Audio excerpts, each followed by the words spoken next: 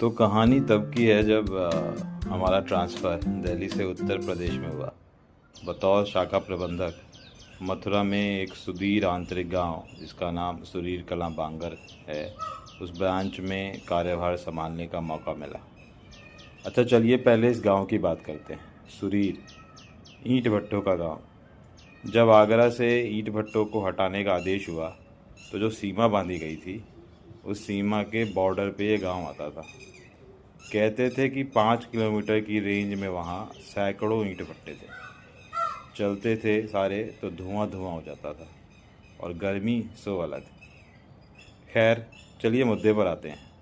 तो एक दिन ब्रांच में बैठा हुआ मैं काम कर रहा था। ब्रांच का काम सुचारू रूप से चल रहा था। तभी दो उम्रदराज महिलाएं मेरी टेबल पर अपनी पासबुक लगभग पटकते हुए बोली कि लल्लू, जा में पैसा बता दे। अच्छा, दिल्ली जैसे महानगर में रहने का ये फ़ायदा है कि लगभग सभी तरह की क्षेत्रीय भाषाएं ना समझ में आने लगती हैं। उस ग्रामीण महिला की ब्रज में बोली बात समझ तो आ गई थी, पर ये लल्लू शब्द ये भी समझ में आ गया था। दिल्ली में हम लल्लू शब्द कम बुद्धि नकारा व्यक्ति के लिए इस्तेमाल करते रहे।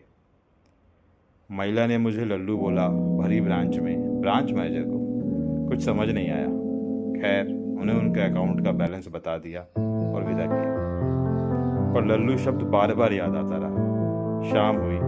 स्टाफ की मीटिंग लेते हुए ये बात मैंने सभी से शेयर की। तो जो कैश ऑफिसर थे, जो उसी क्षेत्र के थे, वो ये बात सुनकर ज़ोर ज़ोर से हंसने लगे। और फिर जो उन्होंने मुझे बताया वो सोचकर मैं आज भी हंस देता हूँ। वो बोले, अरे साहब, लल्लू बेटा को बोला करें यहाँ दुलार में।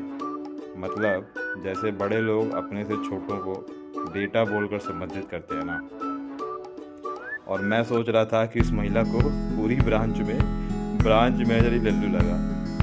खैर, ब्रज में रहते हुए बहुत स्नेह मिला और बहुत लोगों के लिए मैं लल्लू